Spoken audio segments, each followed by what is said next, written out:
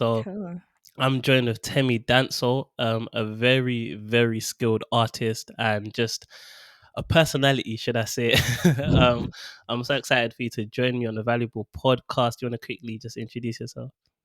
Sure. My name is Temi and I'm an artist. I like to say formerly engineer, but technically I'm still an engineer, I guess. But I'm an artist and also a content creator.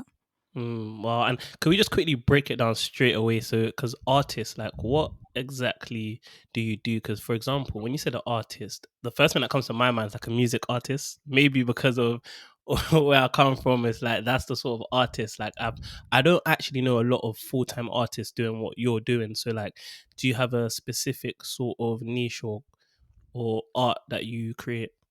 Yeah, and maybe I should start introducing myself as a fine artist or a visual artist because then people will be expecting me to sing, and I'm like, I don't know about that. But so I do fine art, I do portrait drawings. So I specialize mostly in color pencil drawings, and it's usually the realistic style. But I also experiment with other media as well. So my go-to are realistic portraits.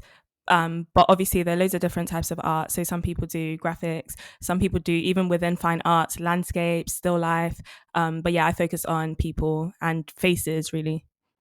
And is this something that you've sort of worked on over time, or is it something that I don't know, is it a hobby? Is art a hobby for you? I mean, it's my full time job now, so I guess it's gone past being a hobby. But I definitely did it over time. So did art when I was at school, and I really, really loved it at school. And then I continued. So this was like GCSE A levels, and in GCSE I was doing like really small pencil drawings. That's all I could do at the time, and that's all my teacher wanted me to do. So that was fine. And then I went to this A level, and it's actually, I don't want to call it a Mhm. deadly school, but it was a deadly 2 years. It was crazy because this school they could do incredible, incredible, incredible paintings. Like from year 9, they were teaching them to do meter by meter canvases, and I was just there like getting into the school in these small drawings, and they're looking at me like, where did they find this one? But Wow. I ended up learning so much at that school because obviously I was thrown into the deep end with paintings, and it was crazy. But that's where my art journey kind of started. Yeah. Wait, was that? It sounds like, was that an art school? Was it specific to art, or was it like a normal sixth form? No, it was a normal sixth form, like an independent. I don't remember what they called it. So it had like a boarding school that people paid for, but I just went to the normal day school. But it was just, I just say it was a high achieving school because there was no need for their art department to be doing all of that, to be Yeah. honest. But yeah, so it was just a normal sixth form. Yeah. No, in contrast, because my sixth form, we didn't. I mean, I think we had art as sixth form, but I promise you, there was like 3 or 4 students in the year, I'm and sure there was more than that.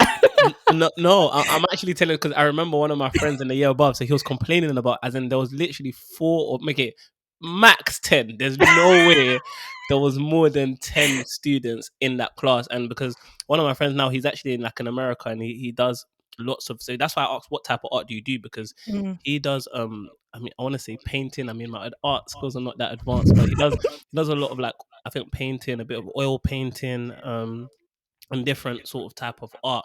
But for him, it was a thing, like it was definitely not the school per se that fostered him in that sort of art journey. So I was just curious for yourself, like, so you mentioned that school was what sort of propelled you, would you say pushed you to really hone in on your art skills?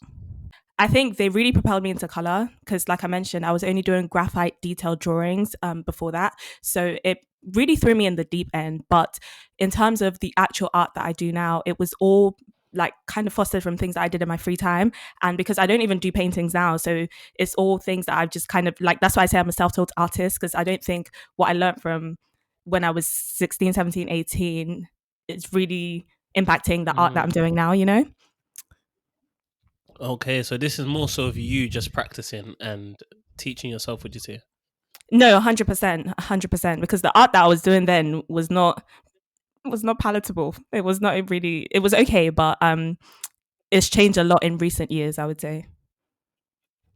Yeah, and the fact that you've become full time, and I saw that you actually made the YouTube Creator Class of 2022, and I think, congratulations, that's so amazing as well. But for people that don't know what that is, could you explain sort of what the YouTube Creator Class is and how exactly did you get onto it? Thank you. So it's called the YouTube Black Voices Fund. That's what kind of funds it. And I think it was put together by YouTube just to create some budget and some resources for Black people on YouTube, basically. So they have classes. So I'm part of the UK class. They've got different African countries. I think they've got the US as well. And then they've also got like an artist, like music artist side as well, I think. But anyway, so the fund for me is literally just an opportunity for me to get direct support from YouTube, which is incredible. So they have actual seed funding, so they actually financially have supported me, but also with I've got a partner manager that I can speak to. So my next steps of YouTube, she gives me so much support. So for example, I really want to do more live streaming this year, and she got me with this live stream consultant that works in YouTube to go through so much stuff to help me literally direct support, which is amazing. And then the network as well. So we have classes regularly. So it's almost like a school year. Like they've got the different trimesters, they call it. And you have the knowledge, that's being shared. And then you also have talks, you have the networking with your fellow students. It's an incredible community to be a part of, and how I actually got involved. So I don't remember how I found it, but I found it and I applied and I got in, basically. No, that's amazing. And just for context, in case people don't know, so Temi has a phenomenal art page on YouTube. I think with 330K subscribers around. Something like that. Humbly. By the time you're probably listening to this, it'll probably be much more. But yeah, and I think the thing about you, so of course, like I actually watched a couple of your videos, and because me myself, like just looking at the content, not that I want to be an artist, and I think I told you this offline. Sort of art for me didn't really work out in secondary school, so um but just looking at some of the drawings you do is absolutely amazing, and the growth that you've had on your YouTube page. So you were on like around 50K subscribers last year, right? Yeah, I think I hit 50K around August last year. And so, and we're not even near August currently. So that's like 300,000 subscribers in just under a year. And I think that's so phenomenal. And I saw your face on in LA billboards, etc., etc. So like, did you ever think like 5 years ago this is where you'll be now? Hmm. What was I doing 5 years ago? Uni. Oh. Okay. Um, no, to be honest. For me and art, I wasn't thinking about having this great YouTube career, basically. So I definitely did not imagine this. I think 5 years ago, I'd probably would have been imagining working in engineering because I was in an engineering degree. So definitely not. Okay, so your background's actually from engineering. Yes. Okay, so talk to me a bit about how you came to study engineering and transition into art. Like, if you because you mentioned that you were doing art in sixth form, so how comes you didn't just go straight into, I don't know, art school or something like that? Why did you take the engineering route? Yeah, good question. So my other A level subjects were maths and physics. So I really loved maths and physics, and art was just like the creative one on the side. And in terms of how I got into engineering, I think it's pretty easy when you have that maths and physics background to just be encouraged in that direction. So at the time, I was also considering architecture, but it was something like 7 years to do something, and then so I just left that one in the side. And actually, I went for a university open day. That's what encouraged me. I went for the mechanical engineering course, like the course overview they had, and the architecture one, and the engineering one just appealed to me a lot more. So that's how I ended up in engineering. And actually, I never considered studying art. It was just something that I did. Like I enjoyed it at school, but to me, that was the end of it, really. Mm. So So yeah, it was. Sorry. no, so engineering was more so like the career that you were going down in terms of getting employment and income, etc. Yeah, and I don't know if it was because of a lack of exposure at the time, but I didn't think for a second, oh yeah, art is an option. Like it was just yeah, engineering. I don't know why. For me, when I think about art and artists, I feel like there's sort of just two sides. You're either very much a student who's just doing art as a subject and you're not really that good, or you're at the very top, with the Picassos, etc., etc. Like I don't really see the middle in between of people making full-time living, and maybe that's just sort of my exposure. So did you have anyone you looked up to at the time in sixth form or during university? No, not at all. And that's probably why I didn't really see a future in art. I really didn't consider it. My parents are both accountants, but my dad actually studied engineering. So for me, it wasn't like oh yeah, let me just go and do something creative. It, I think, to be honest, before it started making money, it was very much a hobby. Yeah, you like to do that in your free time. Congratulations. But what are you actually going to do? Kind of vibe. Yeah. Okay. So what was the actual transition like? How did you actually go full time into art? Did you just sit down and thought, hmm, there's a bit of money here. The money can sustain me. Don't really want to be doing engineering now. Was it like a decision, or was it sort of just, let me just try to do this full time? Like, I'm done with my other job.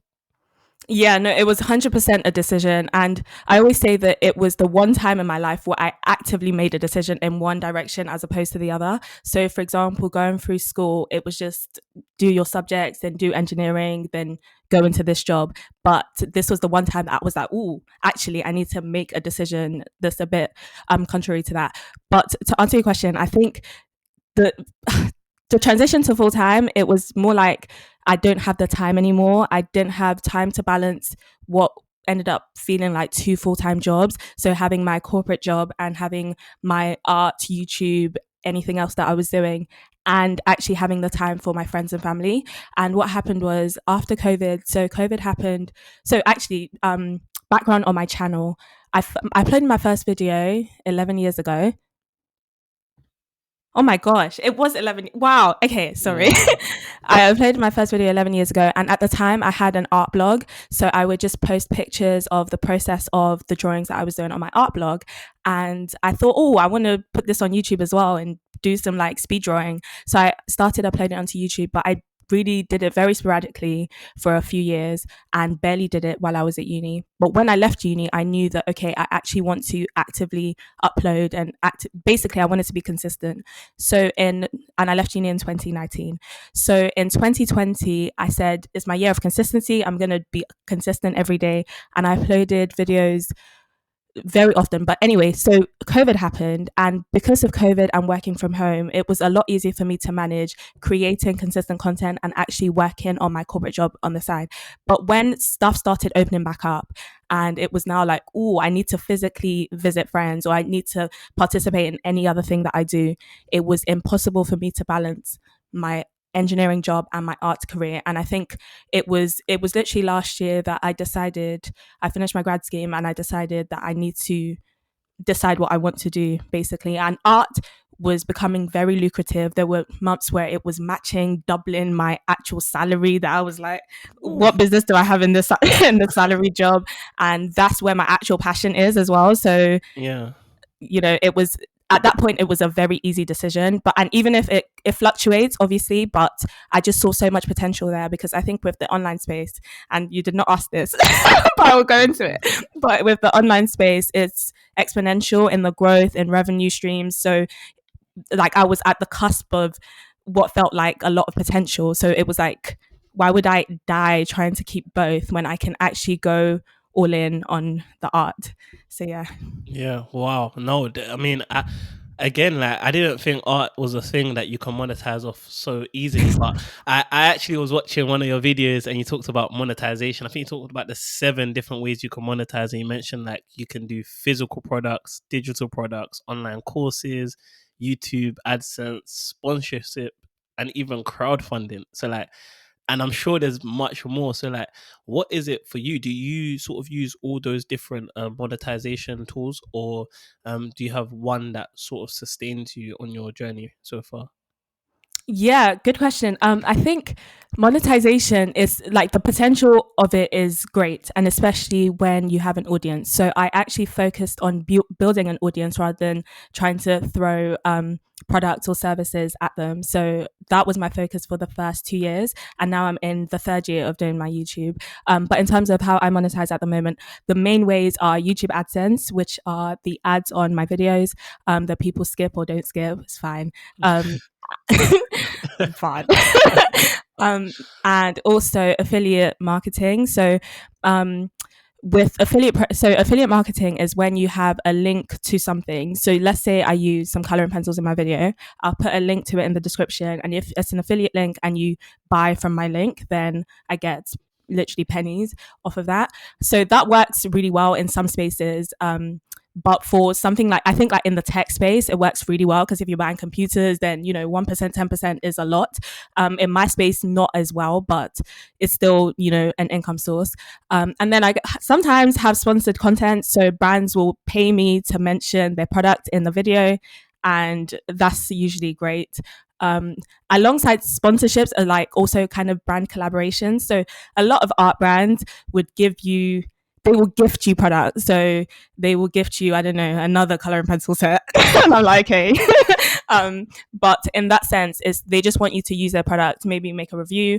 But it's like sometimes it is an income source, because sometimes you get paid, but usually no, to be honest. But there are other ways that I want to do. So in the future, I want to go into digital products. So I don't do physical products anymore. And a physical product for me would have been like commissions, or prints of my work. It's something that I want to do in the future.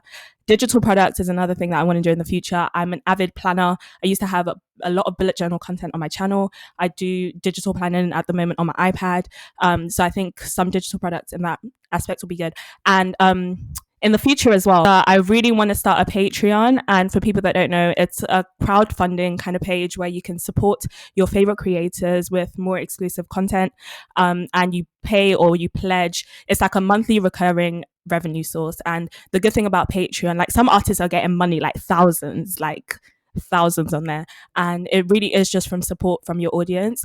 The good thing about it is that it's a recurring revenue source. So on the months where YouTube AdSense might dry up, on the months where you don't have sponsored content, at least you have that recurring thing happening. And actually, so I'm launching my Patreon 1st of April. So it's something that I haven't done yet, but it's coming in the near future. And I think there's one thing that you mentioned that was sort of crucial, because you mentioned like, so sponsors etc can give you like coloring pencils and this and that, but like being an artist, how much does it sort of cost per se? Because you talked a bit about the money, how much you can get from it, but what does it actually cost to be an artist? Is it more so your time drawing? Is it creative thinking? Or is it sort of the pen, like are you buying coloring pencils from Wilco?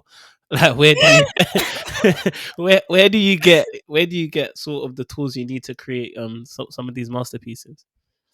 Yeah, so I think being an artist is quite expensive, to be honest. I remember when I first bought my favorite set of coloring pencils, which sounds nerdy, but that cost like 300 and something pounds, and people are looking at me like, why are you spending 300 pounds on pencils? But they've lasted me for years and years and years, and they're just amazing. But I think the majority of the cost comes from time. My pieces take hours and hours and hours to complete, and even then, imagine you've invested all that time into it and you're not even happy with the piece, but yeah, I think most of it is time, and some of it is the actual cost of materials, because they're also perishable materials. So after you use that paint, you can't squeeze it back up and put it back in the tube, like the paint is gone. So Yeah. And yeah, has it can get there been a expensive. point where you've actually done that, where you created art, you looked at it, I don't really like this. Like what happens after that? What can happen? You go again. um, Definitely. And actually, that's why I stopped being a perfectionist with my art, because at the end of the day, there's no pressure. If I don't like it, I go again tomorrow. And I really encourage that on my channel.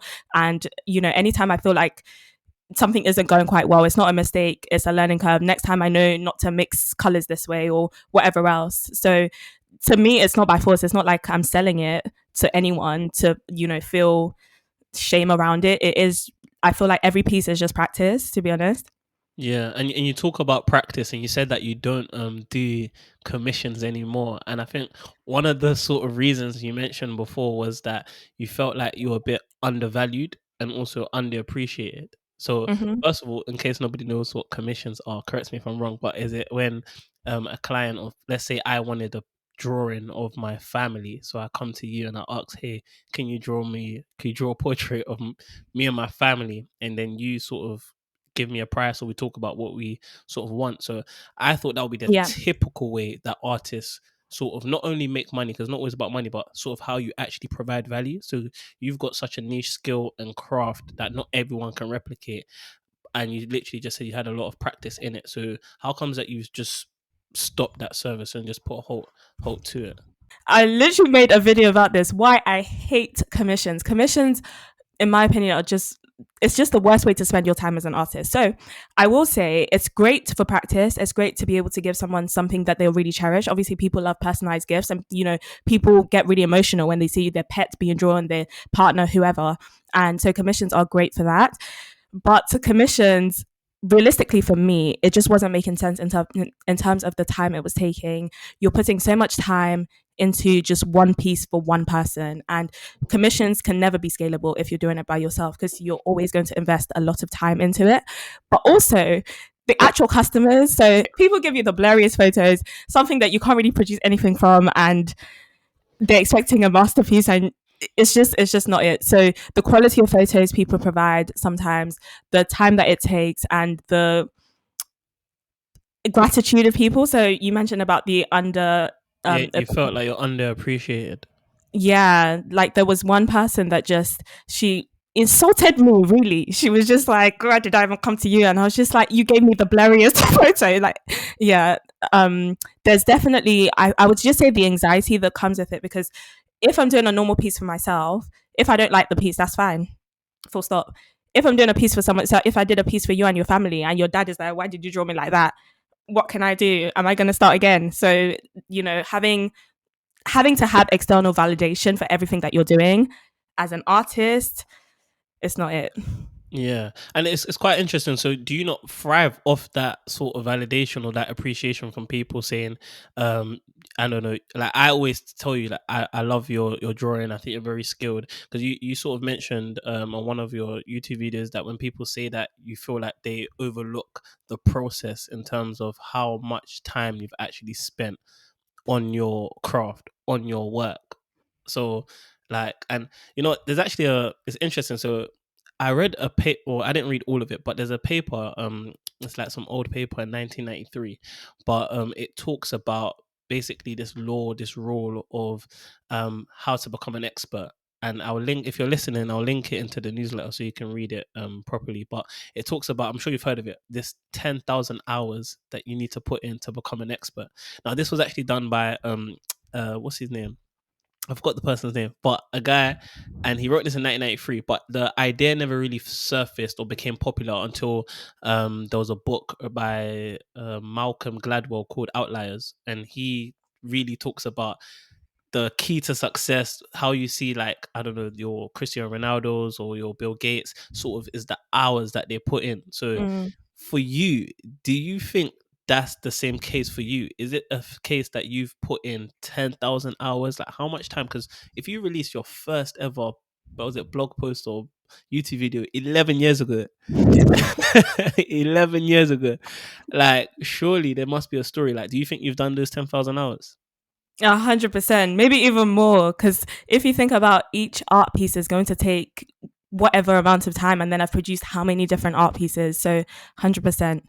So you've done that over time. You put in, and so do you feel like every time you draw another art piece, you're sort of getting better, or is it like, what I'm trying to say? Is it a linear sort of progress, or is it exponential?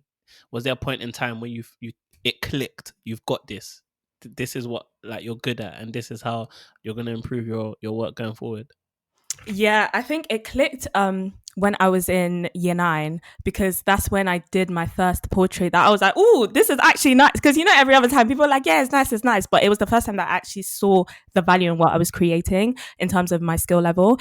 But I wouldn't say it's linear. I think it just goes up, feels stagnant for a bit, goes up. Like, I feel like it's kind of zigzag, and also it depends on how you feel about the work as well. So I say, in retrospect, there's some pieces that I look at and I'm like, "Oh, I did something here," but at the time, I don't think I was necessarily feeling like that.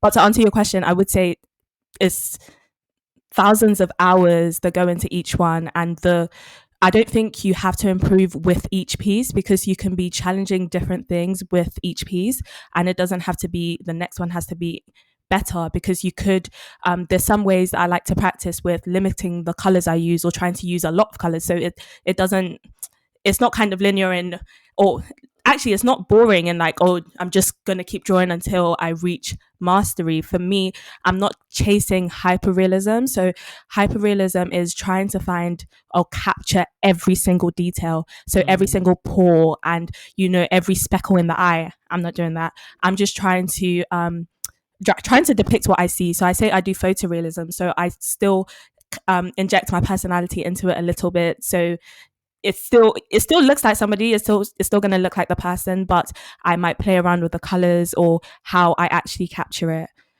So yeah, basically what I'm trying to say is I'm not chasing perfection with the art at all. Yeah, you're not chasing perfection, but you sort of just built those hours over time and working and developing sort of your craft. And so, what does it take? What does that actually look like practically? Is it actually you just you're scheduling 3 hours a day to draw, to paint? Does that even include sort of watching other people at their craft? Because I know for me personally, yes, I don't do art, but when it comes to sort of public speaking or when it comes to something that I want to do, I'll actually spend a lot of hours studying before I do that. So, this is a prime example. Before I made this podcast, I spent hours checking how to make a podcast or what. Like I listened to a few other podcasts, not many, but I used that's part of my hours, if that makes sense. Like part Yeah. of my hours is studying the game, like who's doing what works well, what don't work well, why they're doing it like that, because that's just how I think and operate with sort of like everything in life. So, was that the case for you as well? Yes, and I'm actually very much the same. So before I did my YouTube or my TikTok or even Patreon that I'm launching soon, a lot of research goes into it. What are other people doing? How can I bring my own, flair into this space? So yeah, I definitely do that. You can get inspiration from all over. So personally, I follow a lot of artists and I watch a lot of artists' videos and their process. And I think that really helps. But something I speak about on my channel a lot is about intentional practice, because you can consume and you can watch from now till next year, but until you put your own pencil to paper, until you put your own paintbrush to paint to canvas, then you can't actually produce anything.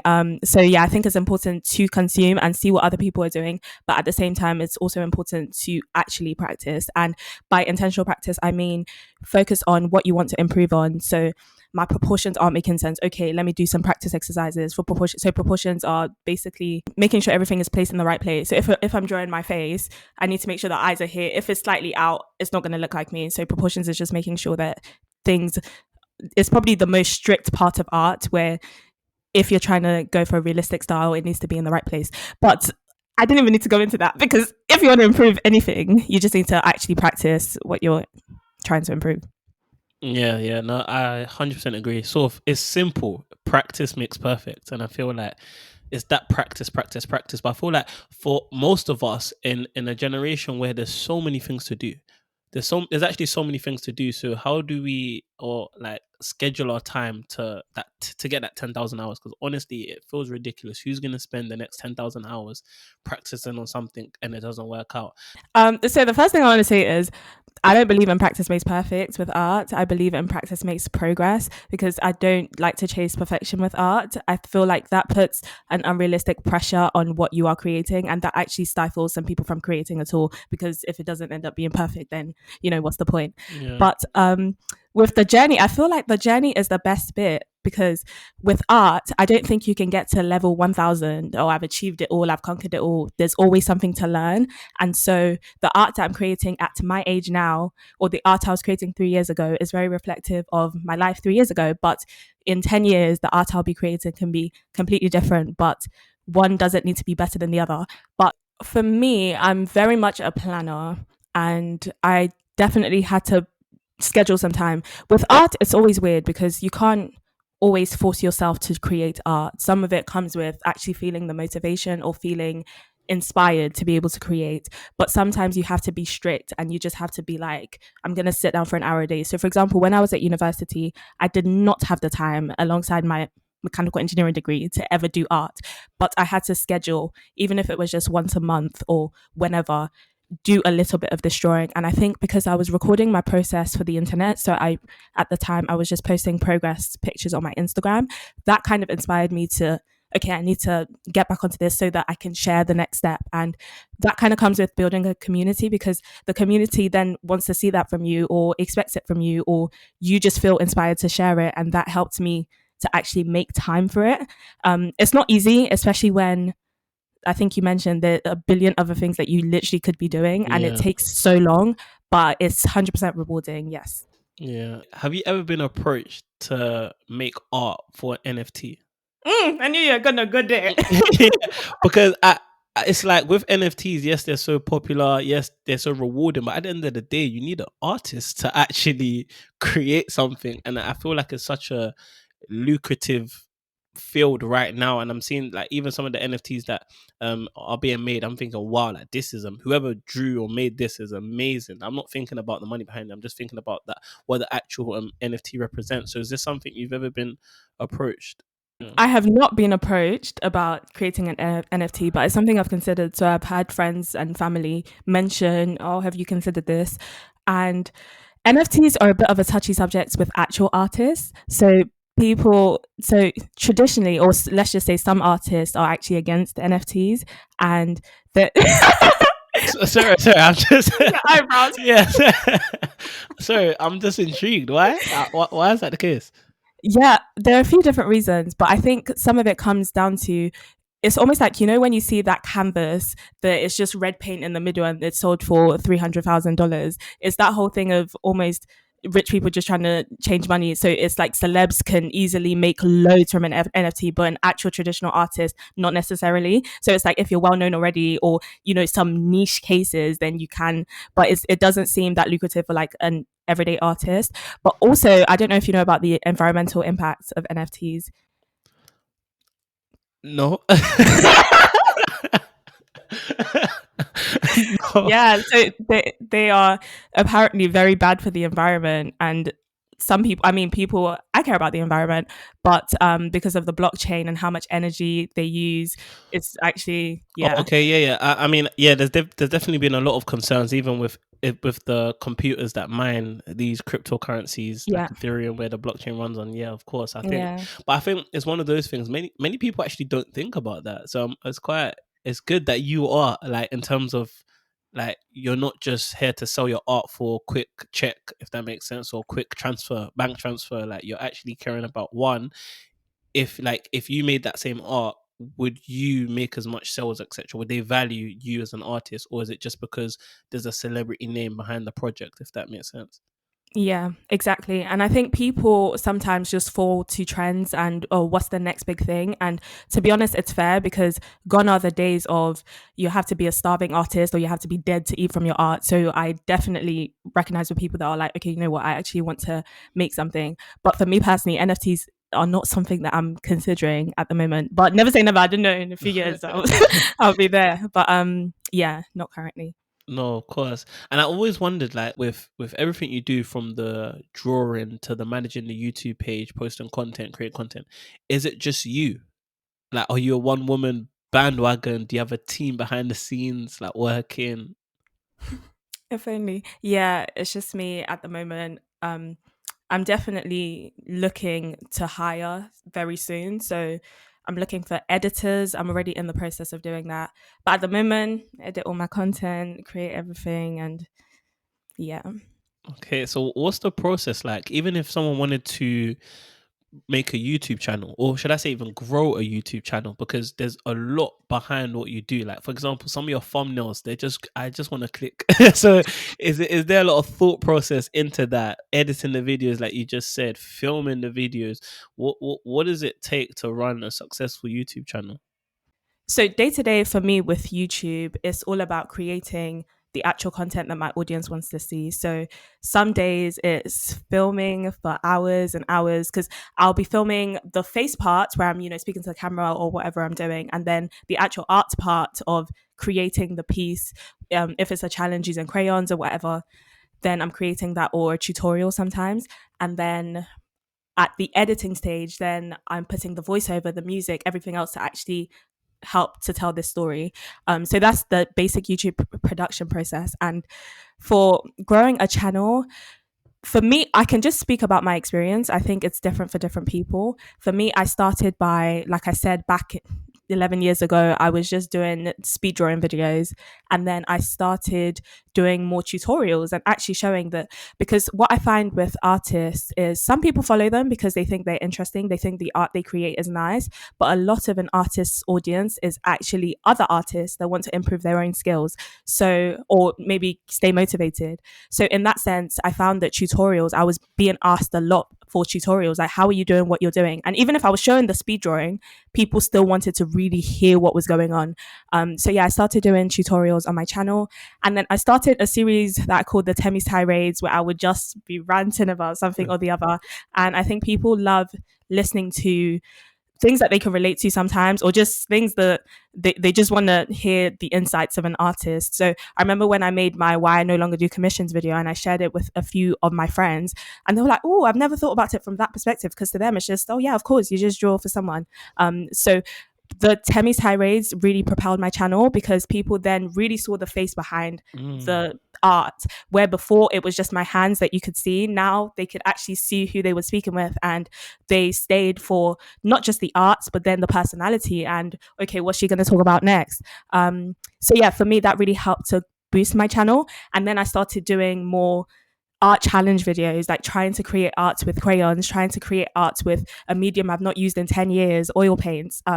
Yeah, and that's what really kept my channel exciting. But in terms of growing a channel, I think it's about focusing on the value add. So what is your audience here for? I see some channels that will grow maybe based off of like a few viral videos, and it might not be something they necessarily want to do like past that. So it might be like, let's say, a few tech videos or a few what's on my iPhone videos, and then all of a sudden they're like, actually I want to do beauty, and then they start uploading beauty. But people came here for what's on your iPhone, so that's what we want to see. So in that sense, you want to focus on the value that you're bringing, and also fulfilling what your audience actually wants. They are very vocal in the comments, so literally just listening to them. But of course, when it aligns to what you also want to do, that's almost the sweet spot. But yeah, creating value for them, and just, I think, upgrading your quality. So focusing on what you can control, rather than thinking, oh, I want to grow to a certain amount. Focus on consistency, uploading one video every week, one video every 2 weeks, whatever you can manage, and just making sure each video is 1% better than the last one. And in the end, you're just going to create a consistent library. And how I like to think of it as well is, I want to focus on what people, sorry, how I like to think about it as well is, I want people to come to my channel and see a good library of things. Like, I would hate for someone to find me when I'm still finding my feet with even creating good videos. And there's some of my old videos that have over 1 million views, and I'm just thinking, oh my God, why? Like, because there's so much I would change, but I had to do those videos to then get to the point that I'm at now. So just focus on creating better videos. I think actually helps with the growth. That's good. You see what you just said there? Process. It's part of the process. And I feel like so many people want to actually discount that process or get rid of it. Because you actually mentioned something that was very, very key, and it's pondered on my mind so much. You said that some artists just have a few viral videos, and yeah, that's just it. That's what brings followers to their page. But like, it cannot be consistent. And for me, that's something that I've been thinking about as well, because so many people have actually, when I say, oh, who should I get next on the podcast, right? They've recommended some guests, right? And for me personally, I've just felt like I'm still going through the process. Like, I can't just create a podcast as, I'm not saying I'm a nobody, but I can't just get on here and get a next celebrity just to come down, because what's going to happen is that celebrity or that person who's put in those hours, they've put in those years to build their following, they will come, the episode might go viral, then people will leave with them. Does that make sense? To go and follow them, Yeah. and no one will stay for me. And it's not even from a selfish or prideful aspect. It's just sort of like going through the process, and that's why I wanted to touch on it. So you actually have videos where, yes, they've even done good, but it was part of the process. It was part of your posting, and you enormously grew that YouTube channel up to the point where 300, 330k, 40k, basically thousands, hundred thousands. We're seeing a lot of Thousands numbers and thousands. thousands and thousands. And no, I think it's so good. And I think you also, yeah, you also mentioned, what was it? the thing you said at the very end, 1% better every day. And I just wonder, the woman behind the art, like, do you work on yourself getting 1% better every day? So we're not talking about the art, we're talking about the actual self development, because it must be, art, as much as you love it, there must be times you might be frustrated. Like, have you grown as an individual? Yes, I definitely do. And I think I'm probably harder on myself than I need to be. But that's a philosophy that I take into every aspect of my life. Like, I'm a very strict goal setter, and I do it for the different aspects. And I think with self development, it's always a hard one, especially because art is just so much of what I do. So it feels like it overwhelms me. But at the same time, with my personal relationships with people, it's like there's just so many different aspects that go beyond the art, or like the art doesn't even like come into play. um but yeah, it's something that I try to do with everything. And i I'm so self-critical. That's the thing. Oh, sorry, we don't need to go there. Sorry, I said a Nah, mistake. how do you deal with it then? If you're so self-critical, like, is that something that you're still sort of working on to give yourself some leeway, or do you think it's needed to strive for that mastery? I'm definitely working on it and giving myself more grace. But the reality is, especially with comparison, so I try not to compare myself. I also sometimes don't see the value of what I am doing or what I have done. And I just think of, someone else that might have it better. But yeah, the self criticism is important to keep you, I want to say, to keep you grounded or to keep you focused, so that you're being reflective and you're understanding the stage you're at. But at the same time, it's important to get even sometimes an objective view, like speak to your friends and speak to other people and actually get a clearer picture of what is going on. Because sometimes you can be so deep in your own head that you don't actually realize that you're doing a lot. But But is there anybody who you look up to or that's really influenced you in your journey so far? yeah, so there are a few different people with art. For actual artists, there's an artist called Calvin Okafor. He's a Nigerian artist, and he does hyper realistic work, so very detailed pencil drawings. So I mentioned that I started a blog 11 years ago. So I started a blog because I saw his blog and I wanted to also share my art. So he is someone that still inspires me till today. Amazing, incredible artist. You have to check out his work. And another artist is Heather Rooney. So she actually did color pencil drawings, and she's the one that inspired me into color, because I didn't really like painting, but I wanted to start using color and I wasn't really sure how to. And I think coloring pencils is that perfect mix where you have the control of the pencil, but you're also able to create amazing painterly work. So those were the main two.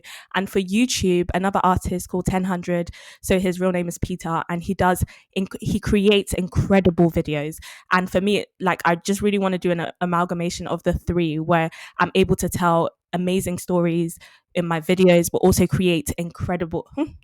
also create really good artwork as well. So yeah. Yes, I would be checking them out. And also, if you're listening, I'll also link them into the newsletter. And if you're not subscribed, you can subscribe at www.valuablepodcast.com, where we summarize just all the value that you hear in written form. So those of you who don't want to listen again, or you might want to share with a friend who's avid sort of reader, then they can do that as well. But Temi, I mean, I think, yeah, I've learned a lot from you. Definitely a character, personality, and I feel like, yeah, you've just been very sort of real with what you do. So where can they sort of reach you, find you, support you, and see your amazing work? So the best place to find me is YouTube. My channel is Temi Danso Art, and I just show the process behind my art and occasional rants and all of the rest. But I also have an Instagram, which is Temi_Danso, TikTok, the same. And yeah, those are my active social media pages. Thank you so much for coming on the Valuable Podcast.